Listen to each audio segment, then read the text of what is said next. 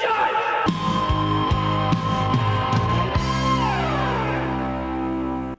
Hello and welcome to the Cinema Judge. To all my regulars out there who consistently listen, thank you so much. I really appreciate you. Now, if you're a first-time listener, let me briefly tell you what we do here at the Cinema Judge.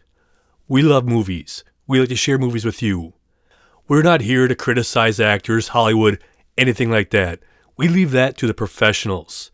There's so much noise out there. Consider this a movie oasis. A place to get away from all the noise and just listen about one movie. We provide you with interviews, clips, and then we present it to you, the jury, and you make up your own mind. That's what it's all about here. Because the way I see it is this. Any movie is somebody's favorite movie. Because we all want to spend our hard-earned money wisely. Because we all want the same thing. An enjoyable movie experience. Now, speaking of movie experience, we have one for you today. Nicolas Cage, Nicolas Hoult, Awkwafina, Ben Schwartz. They all star in Renfield.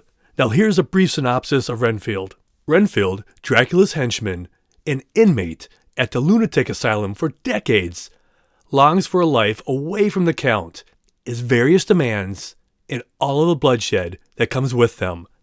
So here's a trailer for Renfield. Mr. Renfield, welcome. I am Dracula. You will make a very good assistant. No! He's evil. We will protect you! You have the word of the most trusted institution on earth, the Catholic Church.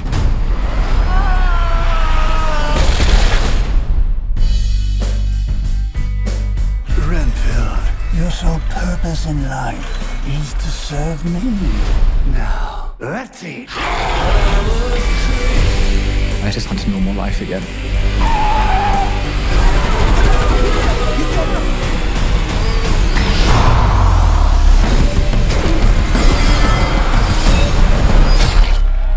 God bless you, Mr. Renfield. Oh, God bless you, nuns. You're a hero. Robert Montague Renfield. Let me explain. I work for Dracula. Count Dracula? It's the real Dracula!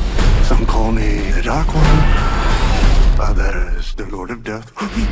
So you bring him people to eat? Well, I do other stuff. Like what? Wash his cape? No, the cape is dry clean only, strictly. Yeah, I will wear this fly, yeah.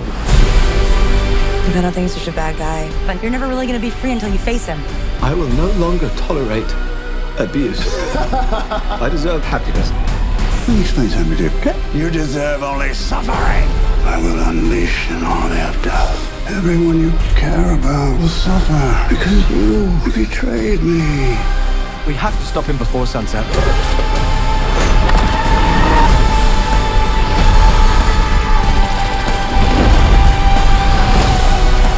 I am enough. I deserve happiness, and I take full charge of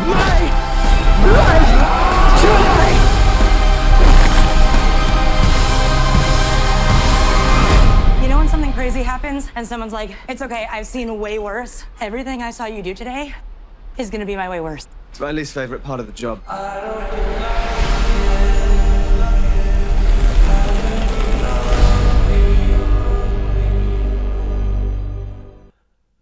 Now that was a trailer for Renfield. Now coming up next, we have a featurette. Now in this featurette, let me briefly explain you what this is. The studios, they send us sometimes these pre-packaged mini commercials. In these commercials, it's kind of like something that they go, we're going to pick this topic to talk about, and etc., etc. This one up next is primarily just about the story and just what it's all about. So in this little featurette, you're going to hear little clips of interviews, little spots. And while those are happening, movie clips are playing in the background, on-set footage is being shown. And at the end of this show, if you want to watch these interviews and clips and all these things that we have here, I'll give you a website so you could watch this. This little featurette just talks about the story. My first initial reaction when I read this was, this is brave. This is original. This is unique. I need to get out of a toxic relationship. Tell me about You have the most narcissistic boss imaginable, who is also a powerful blood-sucking vampire. Hello, Renfield. Marvelous attire. Codependency is toxic, but there's a level of love there. Care, feeding. You're like the guy that gets the villain's Postmates. Is it yummy? Horror and action and comedy all existing in one movie. We are punching heads off. Blood, car chases. Fireworks. And then you get me looking like this, being an absolute maniac. People love horror, but what's gonna really pull them into this is the humor. And as they're laughing, You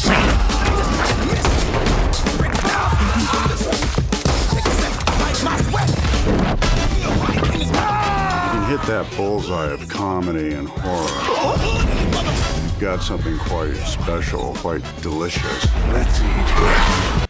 Now, as you could tell, that just pretty much sums up the tone. After you listen to that little featurette, you know what you're getting into. There's going to be action, there's going to be comedy, and there's going to be a lot of bloodshed. But Nicolas Cage, what can't this guy do? This is how I look at Nicolas Cage. He's fearless. He will do any film. He'll completely throw himself into a project unconditionally. And that's what makes him truly amazing. He just so much enthusiasm goes into his roles. Look at everything he does. He's not shy. He's not bashful about taking risks. And that's what's cool. Because so many other people out there in the world, and me included, and just in life in general, you live in fear. Oh, I shouldn't do this. Oh, I'm too chicken. And I can see how actors always might be afraid to take on different roles. They're like, well, I have this image to protect. You know, I make these kind of movies, whatever. Nicolas Cage, he takes it, sinks his teeth into it, and just devours every role he's in. That's why for me, I admire his work and everything that he does. It's truly amazing. He's just fearless. Now, to talk a little bit more about the story, we're going to hear from the producing duo, Sean first and Brian first. And then we're going to hear from Nicolas Hoult. And then, after that, the great Nicolas Cage talks about the story also. Renfield is the story of a man who 100 years ago took on a job, made a commitment to his boss to do something different, but for very personal, selfish, ego-driven reasons. And we meet this same guy 100 years later, still doing that same job, except that job is to collect bodies for his boss to eat, his boss being Dracula. And when we meet him, he's at a really low place in his life and wants to break up with his boss. But how do you break up with Dracula? The story of Renfield is about a guy named Renfield who has a toxic relationship with a really terrible boss. But his terrible boss is a little more terrible than most because he happens to be Dracula. And the story follows Renfield as, he's inspired by a new relationship in his life to take control of his life, take his power back, and try to find his own identity again. And in so doing, because it is Dracula, he might end up saving the world at the same time. You have the most narcissistic boss imaginable, who is also a powerful blood-sucking vampire, and how you manage to get out of that relationship and survive would be, I think, the pitch, but told in a comedic, heartfelt, absurd, strange way. What's happening is that Dracula's been horribly disfigured by an attack from the church in the beginning of the movie, and he's sort of, through the power of drinking blood, pure blood, hopefully, he's being rejuvenated and coming back to his complete supernatural self. But it's a long and arduous and hideous process, starting with the most grotesque and then slowly grooving back into when we see the character at the end with Rebecca. Even just hearing those interviews, he just talks just so passionately about the role, and I just totally dig that. Now, I don't know about you guys, but me being a movie geek, nerd, whatever you want to call us kind of people, I love hearing about the history of a character, the development of the character and everything that goes on involved with that. Because there's so many details that people take, like every time Dracula's made, you take inspiration from all the classics down history, and there's a lot. And so coming up next, we're going to hear from the director, Chris McKay, and producer, Robert Kirkman. And you'll hear them talk about this, about Nicolas Cage finding and picking and choosing different aspects of legendary other performances of Dracula. And I just eat this stuff up. And then we're going to hear from producer David Alpert. And they talk too about the screen test, even what he put into that. Because a lot of times when you do the screen test or you just get stuff ready, you just kind of walk through it and say blah, blah, blah. Not Nicolas Cage. He comes in full costume, fully just engulfing the character. And I love these kind of interviews. So that's what comes up next. He's got, he's an incredible cinephile. He loves movies. He loves Dracula. He loves horror movies. As we were talking about what Dracula should look like just in general, for me, I wanted to synthesize stuff, whether it was the Bela Lugosi, the Christopher Lee. I wanted, Gary Oldman, and from the book, from the Stoker novel, I wanted, elements of that. So that's why you have a top hat in one scene. You have a cane. That's from the Stoker novel. The teeth, I wanted to kind of mimic the Lon Chaney Sr. London After Midnight, all sharp teeth, using Bela Lugosi's outfit and Christopher Lee's when Dracula gets bloodlust. We use those contact lenses that Christopher Lee had in the Hammer movies when he gets blood, the bloodlust. So it was part of it was just synthesizing stuff. When Cage came in, we had to sort of describe Dracula as like a rock and roll Dracula. We wanted it to kind of be really flashy and big. So, Cage came in and the rings, that's where we got the rings and the fur and all of the, kind of really, soft and tactile textures and that sort of thing in the costume. So that was, it was a lot of... I just want to say I was absolutely essential to this process because I would go, that looks really cool.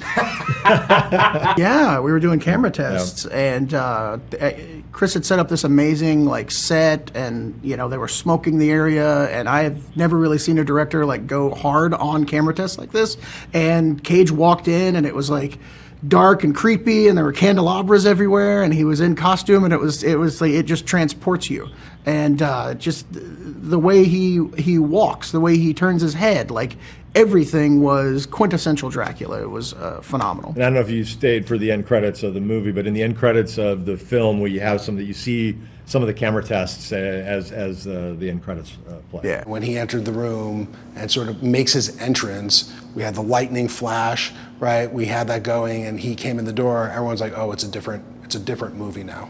And him coming in and doing that, and he really just seems to fully embrace it. Even when we were doing the camera test, he was just running through his lines because he had sort of completely put them to memory. He was completely off book just for the camera test, which was incredibly impressive.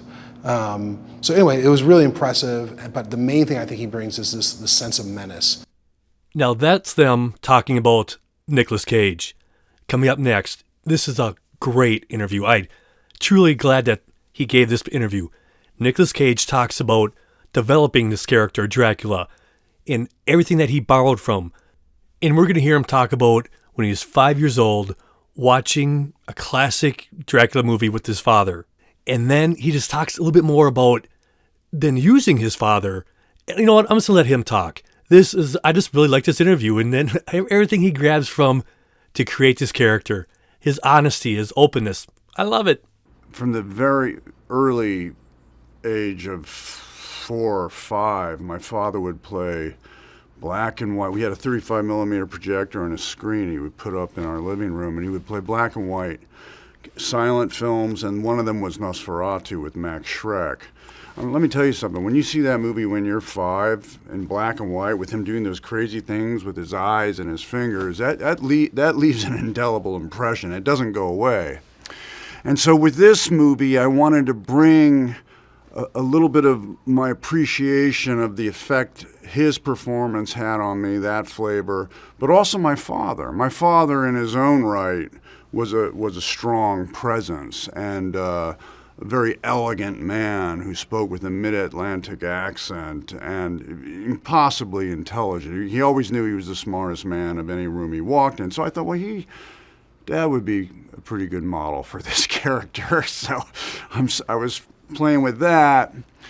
And then, believe it or not, I thought, you know what, let's open this up a little bit. Let's look at some of the great female performances that I think might be applicable to this version of Dracula. And for some reason, because of this toxic relationship that Renfield and Dracula have in this movie, I was thinking about the relationship that Anne Bancroft's character had with Dustin Hoffman in The Graduate. And so her voice started coming into my mind, which I'm very happy about. So we have some direct borrowing from, yes, he does. Don't you think he looks like the kind of guy who has to find him off? Yes, he does.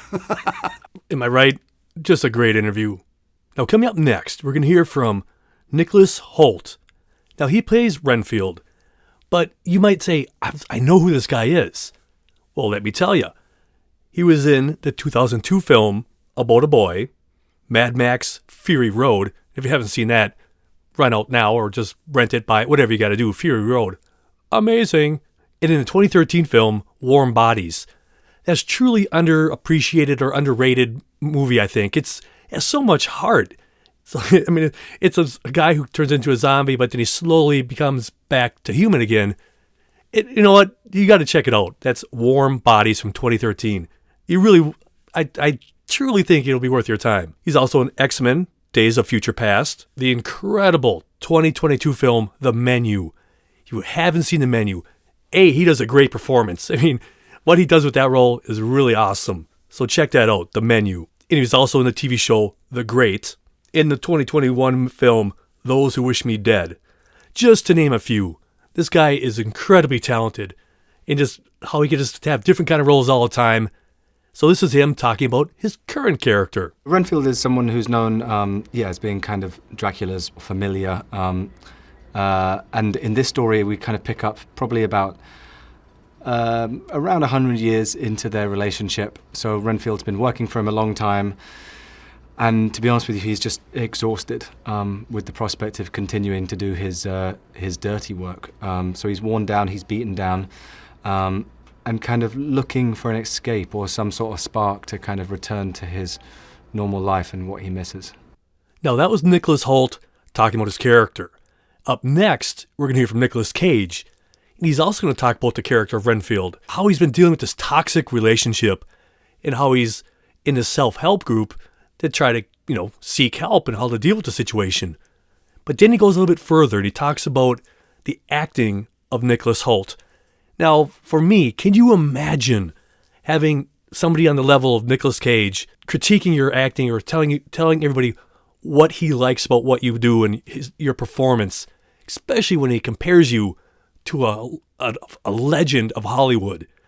I must be like, oh my goodness, I'm doing something right.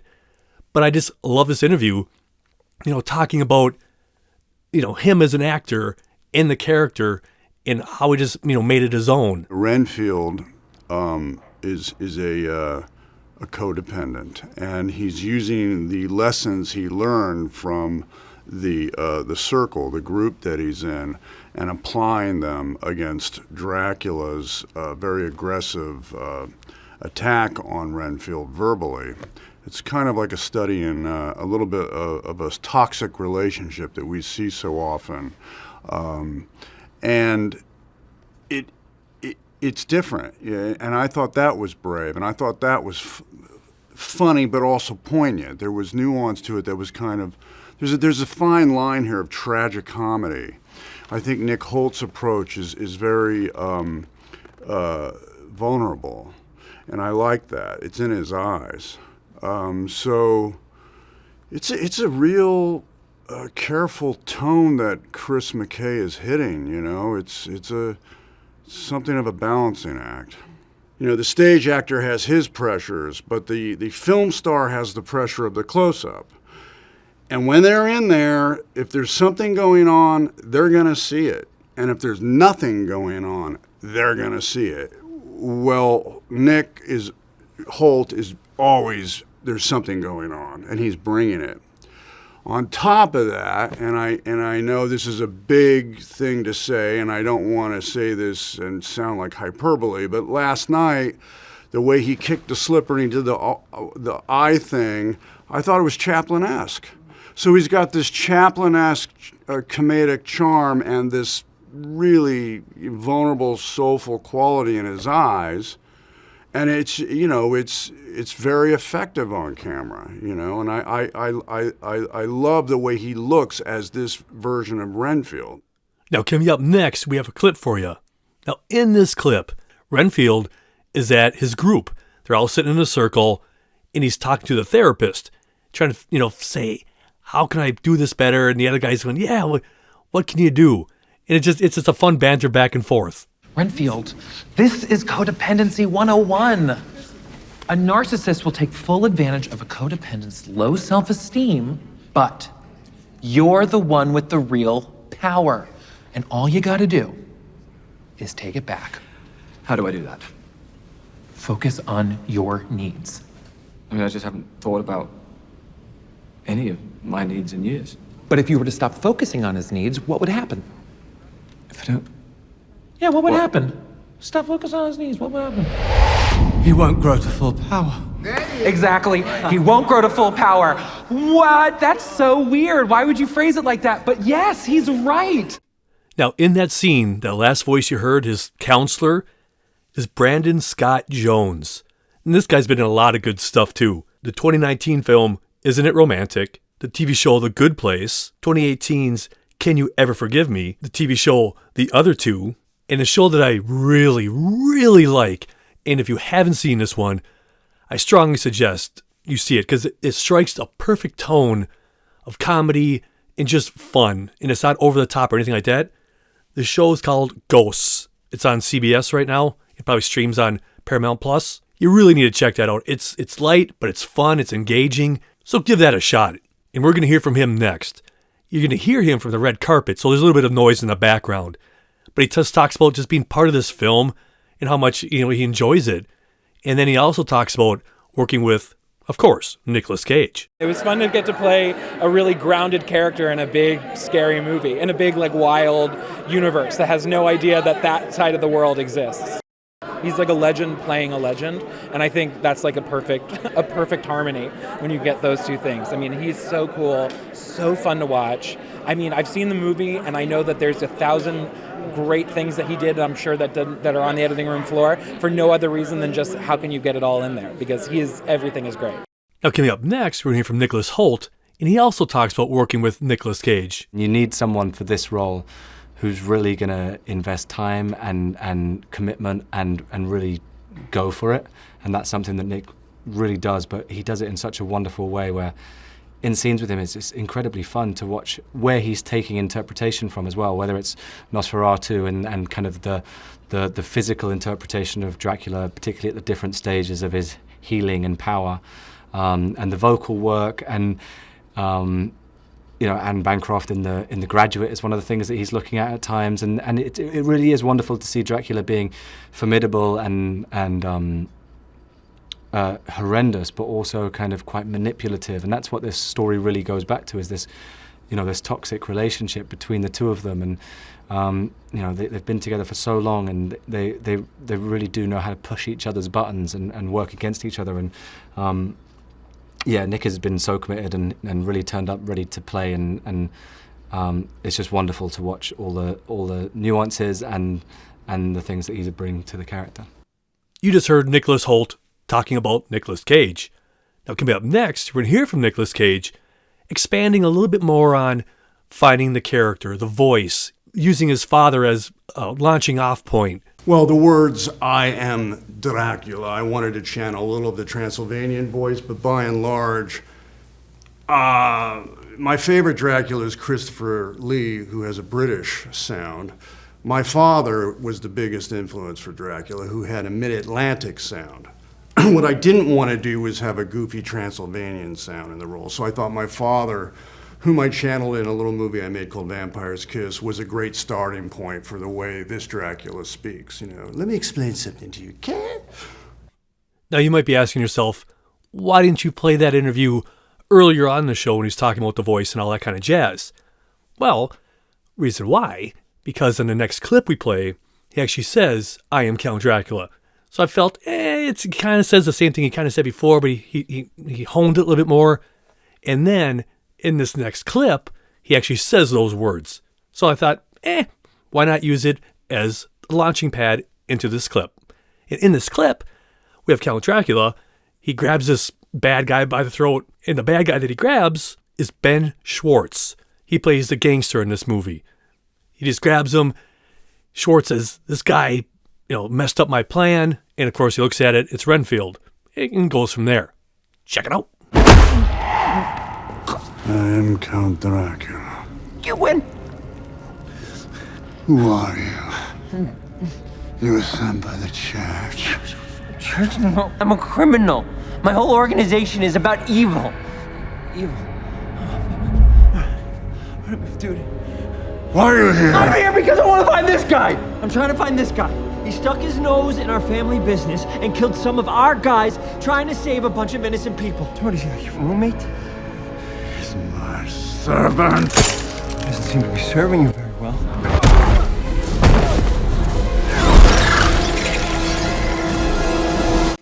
Now, in that scene, you heard Count Dracula pretty much manhandling Ben Schwartz's character. Now, Ben Schwartz, this guy also has a long list of stuff he's been in. From Parks and Recreation, Sonic the Hedgehog, The After Party, Die Hard. He's done so much voice work, too. From Star Wars, The Bad Batch, Central Park, DC League of Super Pets, Fairfax. Again, this guy is incredibly talented, and he's just done so much work. But coming up next, we're going to hear from him. He's going to talk a little bit more about his character, because if you really think about it, him playing this kind of character is really out of character per se. I mean, usually somebody like him, you wouldn't think to be in a gangster role, but how they play it off is pretty cool. And then he also talks about working with Nicolas Cage. I am a gentleman who is doing a bunch of coke and killing a bunch of people immediately. There's no prologue to this character. It is straight off to the frickin' nonsense races. So to that end, it was very exciting. I've always wanted to do that. I love watching Batman and watching Batman for Joker and stuff like that. So the idea that I can play someone that's a little unhinged and bad, and even his intentions when he's trying to be good at something is good at killing or good at doing drugs, was a blast. It was so fun. And to play it on this scale is such a fun thing. He's a movie star. To play with him, to do stunts with him, to feel protected that I won't get hurt while we're swinging full force at each other and covered in blood and delivering this outrageous fun dialogue. It's been a blast. It's like playing tennis with someone who's just insanely skilled, and to watch him do a little bit of everything. And he's, when you're number one on the call sheet, you're there every freaking day. He's there every day working his butt off, and still is super. One of the things I respect the most is watching someone who's number one on the call sheet work their butts off, but also be so nice to the crew and so nice to everybody, and caring about their scene partners and everybody around, and taking care of anybody he can. So he is just someone, if you're an actor or just a human being, someone to look up to the way he handles himself on a set. And he's just crushing it. We're going to hear next from both Nicholas Hoult and Nicolas Cage. They're both sitting side by side for this interview. First, Hoult will talk about the relationship between Renfield and Dracula and how it's really very complicated. And then you can hear from Nicolas Cage in the tone they had to try to strike. In the movie he references is by far one of the greatest werewolf movies ever made in our modern era, anyway. Obviously, you go back to the novel a lot to figure out how Renfield began as a character and as a person, and then the 31 film is brilliant because Dwight Frye's performance is so iconic. So stealing things from that when I can. I love his laugh, obviously, and that's such a piece of the character, so trying to pepper that in. But then this is also 100 years later, so I mean, that's very kind of you to say that they feel like bookends, because it's then thinking, how have these characters developed over that time, and that's what I loved with what Nick did to it. He brings a lot of these two characters. They're together, but they love each other, and they also are tormenting each other. And there's so much hurt even in Dracula for what Renfield does to him, trying to escape him. So there's a lot to unpack emotionally, I think, between them. Well, I think it was more just really trying to find the tone. I'm trying to find this bullseye between comedy and horror, which I don't think has been explored that much. I was often thinking about American Werewolf in London, and that's a bullseye Chris McKay and I really wanted to hit. So I was always trying to be conscious of the tone of this particular piece. It's an R-rated fantasy, but it's hilarious, and that's a balance that you have to find. And thankfully, Nick is someone who has tremendous wit and comic timing, so we were able to riff off of each other. I was always thinking about that. Now, if you are unfamiliar with An American Werewolf in London, you have to check that out. It is without doubt one of the greatest movies of that kind ever made, especially when he talks about tone there in that interview, combining horror with comedy. It is so well done. And it's written and directed by John Landis. The practical effects that they use in this movie, or American Werewolf in London, are stupendous. And the story is wonderful. Do yourself a favor. If you've never seen it, you have to see it. It's from 1981. That's An American Werewolf in London. Truly an awesome film. Now, coming up next, we're going to play a clip. Now, in this clip, they're at the counseling session. Renfield is there with his group. And also, Dracula's there. He got welcomed in. And he's there to introduce himself. He's giving this long speech. And somebody in the audience or in part of the group goes, "Renfield's boss." And of course, Dracula just roar. He elevates in the air. And it's just a fun scene. Would you like to introduce yourself to the group? I'm the Prince of Alasia.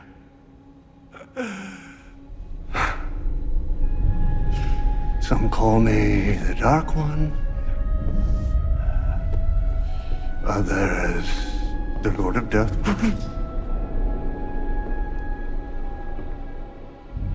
However, to most, I am known simply as Renfield's boss.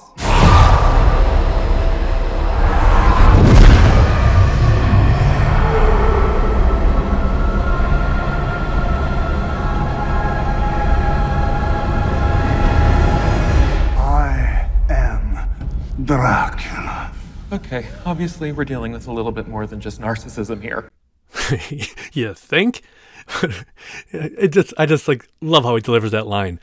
But now coming up next, we're going to hear from the producer, Brian First. And he talks about the connection between the two Nicks. I don't know if is that proper? The two Nicks? Because in this kind of movie, you need that connection. You need that chemistry, or else it's just not going to work. So he talks a little bit about that. And then immediately after that, we're going to play another featurette like we did earlier. So in this featurette, we're going to have clips, interviews, and on-the-set footage. And it just kind of talks about each one of these great actors and what they bring to the role. You're going to hear one Nick talk about the other Nick, and the Nick talk about that Nick. But it's just a little mini commercial like the other featurettes that we had earlier. Here it is. The chemistry between Nick Hoult and Nick Cage really kind of comes off the screen. I think, this is such a unique version of the Dracula story, and it really hinges on finding a humanity in both Dracula and Renfield. And what's so great is that they were not afraid, each Nick Cage and Nick Hoult were not afraid to be vulnerable, to be emotional, to be a little unhinged. And that, I think, is what makes this movie so special. He's an iconic actor. He's doing such wonderful work through his lifetime. Hello, Renfield. And I was so excited when he was cast. Servant! You need someone for this role who's really going to invest time and commitment and really go for it. Let's eat. There's a fine line here of tragic comedy. I think Nick Holt's approach is vulnerable, and I like that.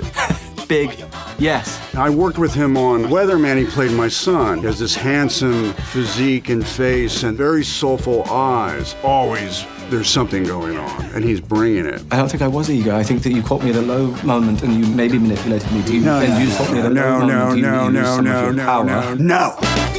So he's got this Chaplin-esque comedic charm and this really vulnerable, soulful quality. It's very effective on camera.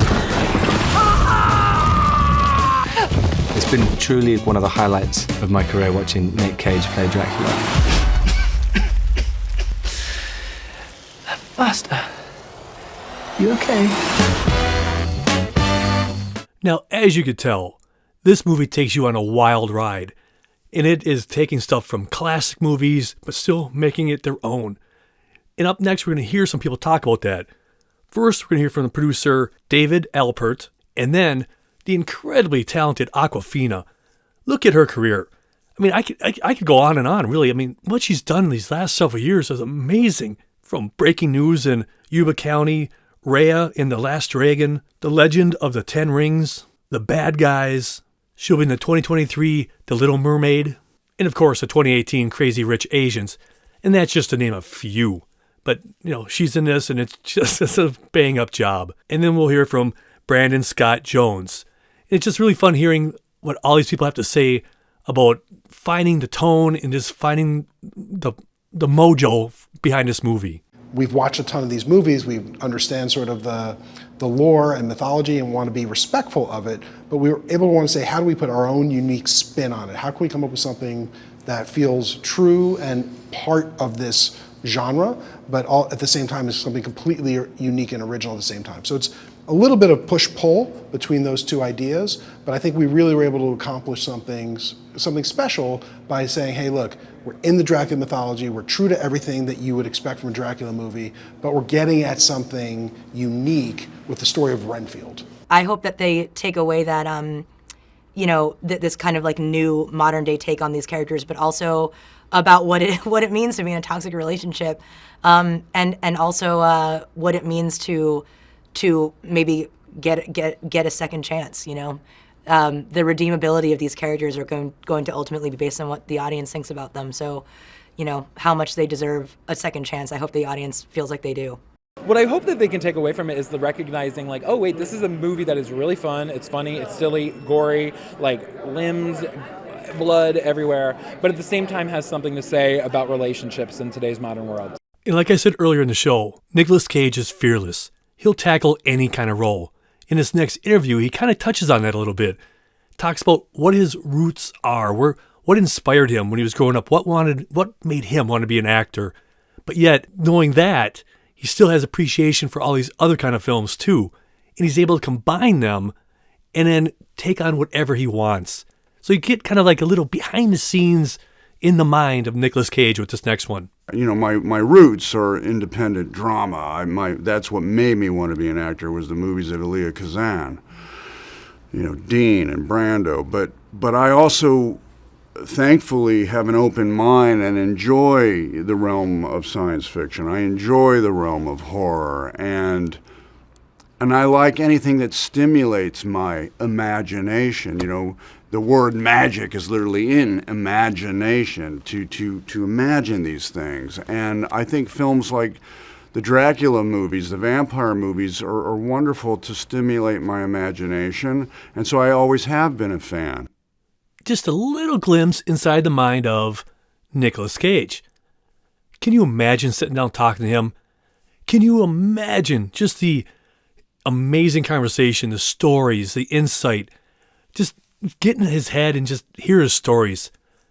Wouldn't that just be incredible? I mean, I'd be like, whoa. Because, and he wouldn't be bored, like, I don't think, talking to people just like us. Because whatever he does, he commits to. So I think even some schmuck like me or any of us, if we're going to talk to him, he'd be like, okay, boom, I'm here with you. Let's do this. At least that's what the impression I get. I could be way off base here, but everything we've ever seen him in, he has that kind of attitude of like, hey, we're all in this together. Again, I might just be way off base, but either way, imagine talking to that guy, the stories he could tell.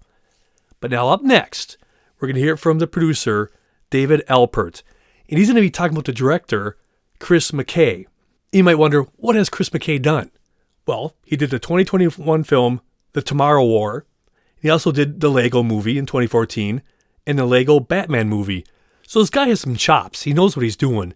So first you hear from the producer, and then we're going to hear from the director himself. Chris McKay is an absolute detail-oriented guy. So he wants to understand everything down. He wants to understand everything all the way down to the smallest element up to the big. He wants to know how everything impacts everything else, whether we're talking about the script, whether it's a schedule, whether it's shooting or lighting or hair. He really does contain the entire vision for the film inside his head. And it's really been a unique and interesting experience to see that manifest itself on screen. I mean, splatstick humor's kind of been around for a long time, and movies like Sam Raimi's Evil Dead 2 kind of perfected, splatstick humor.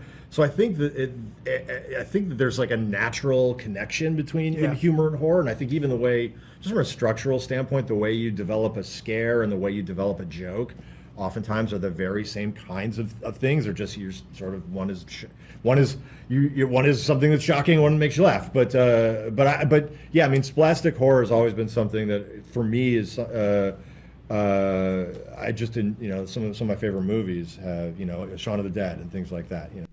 Well, I hope you enjoyed our in-depth look at Renfield. Now, if you guys have any questions, comments, concerns, any way to improve the show, feel free to let me know.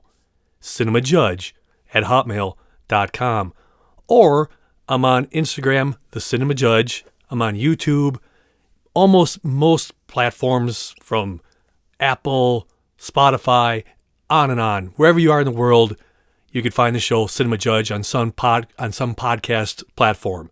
And I've even met some of you in the Horizon Worlds universe. If you're into that meta stuff at all, just look me up, Cinema Judge, one word. I'm usually there late at nights. Feel free to chat. I'd love to talk movies with you. There's so many stuff out there. Just check out the Horizon Worlds. I'm out there somewhere. But now, for all you regulars who sit around and listen to this show, this is my favorite part. This is where I thank you, especially all my regulars, you guys who show up every episode, whether it's a blockbuster, independent film, whatever it is. You make my world. Just when I see you during the week, somebody listened. I truly am grateful. Don't think for a second that I don't truly, my mind gets blown that you guys continue to keep listening. But if you don't know what we do here, if you're new to the show and you made it this far, anytime you listen to the show, if you listen to the latest show, that is, I thank you on the next show. So you might say, well, hey man, I listened to an episode from this long ago. Well, I just do the shout-outs for the last episode because it'd be way too complicated if I did it for all the shows that people listen to throughout the week. So I love hearing about it, about maybe you're at work, driving to work, sitting at home, just brushing your teeth, listening to the show. Whatever you do, it just makes my day. And you might even listen to it many months down the line. And I really, really appreciate that. So wherever, whenever, or whatever you're doing, this is for you. All my listeners from the United States, Poland, you guys rock it. I really appreciate that, Poland. Also from Canada, United Kingdom, and Bosnia. You guys tune in. I really, really appreciate it very, very much. Minneapolis, Minnesota, St. Paul, Minnesota, Philadelphia, Pennsylvania, Sacramento, California, Chicago, Illinois, Madison, Wisconsin, Annandale, Virginia, Littleton, Colorado, Morrisville, Pennsylvania, Valencia, California, South Hadley, Mass, Mansfield, Ohio, Forest Lake, Minnesota, Grand Prairie, Alberta, Glen Ross, Fife, is that? Detroit Lakes, Minnesota. And this one, oh boy, there's not a shot I'll get this one right. It's OSIELSKO.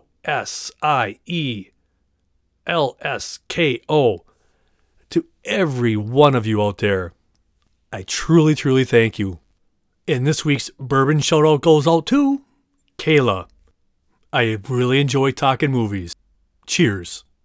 Now, most of you know when I'm making the TV version of this, that eventually becomes this podcast, I'm cranking out tunes. That's just my happy place. Movies, music, movies is my sweet spot, and that's what I do. So when I'm doing the TV version, I don't have to worry about me talking. I don't have to worry about anything because it's just me editing. And this week, I go, well, I talk to my musical muse at work because, sometimes I just get in my same rut and I need something different.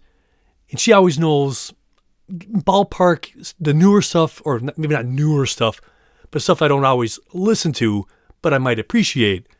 So this week, she suggested Luscious Jackson, and the album was Fever In, Fever Out.